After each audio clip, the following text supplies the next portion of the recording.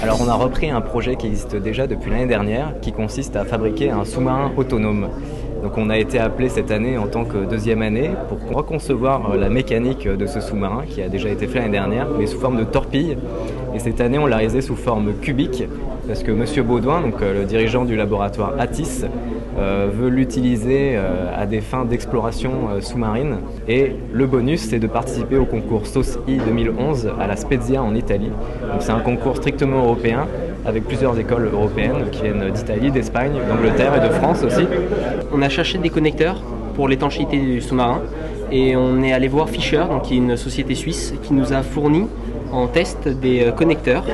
C'est une nouvelle série qu'ils n'ont pas encore eu beaucoup de retours sur expérience et pouvoir montrer à leurs clients les différentes possibilités du connecteur. Je vais vous présenter un des aspects en fait, du projet Aquatis. Ici, lorsque vous lancez l'asservissement, vous voyez qu'il descend assez rapidement jusqu'à une donnée en fait, qui est la donnée de consigne, avec la flèche qui correspond en fait à un moteur qui tourne en continu. Bon, il faut savoir qu'on est sous l'eau, donc la force d'Archimède s'applique, et donc il faut compenser en continu cette perturbation-là. Bon, l'année prochaine, il est prévu en fait que le projet soit repris, cette fameuse simulation qui permet d'éviter d'avoir des mouvements erratiques, de rendre le robot par exemple instable. Bon, c'est une formation, les profs le répètent pour la vie en entreprise, ça demande de s'adapter à d'autres personnes, d'autres mentalités, d'autres manières de réfléchir. Tout ça, ça nous a demandé de faire énormément de recherche et d'apprentissage.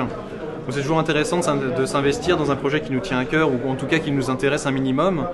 Ça permet aussi d'avoir une ouverture d'esprit sur différents domaines, différents travails, différentes cultures aussi.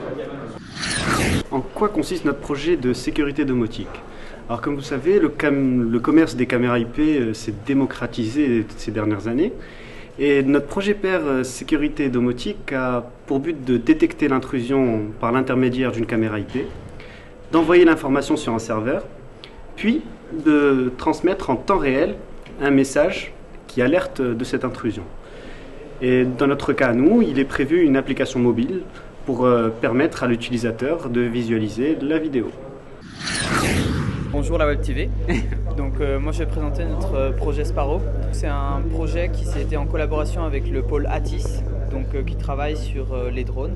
Donc nous on est dans la continuité du projet Sparrow, qui est un drone de taille intermédiaire. Donc l'objectif de la recherche, c'était l'attitude d'un drone. Donc c'est-à-dire on voulait savoir si par exemple il va dans ce sens-là, il va dans ce sens-là. Donc l'objectif, c'est donc le développement d'une centrale inertielle, donc qui doit être précise, fiable et à bas coût. Par rapport à la formation de PSI Sparrow, j'ai réussi à avoir un stage au niveau master avec l'université de Jussieu, avec Madame Edwin Pissalou, afin de traiter une centrale inertielle appliquée à des lunettes virtuelles pour aider des handicapés à apercevoir mieux l'environnement.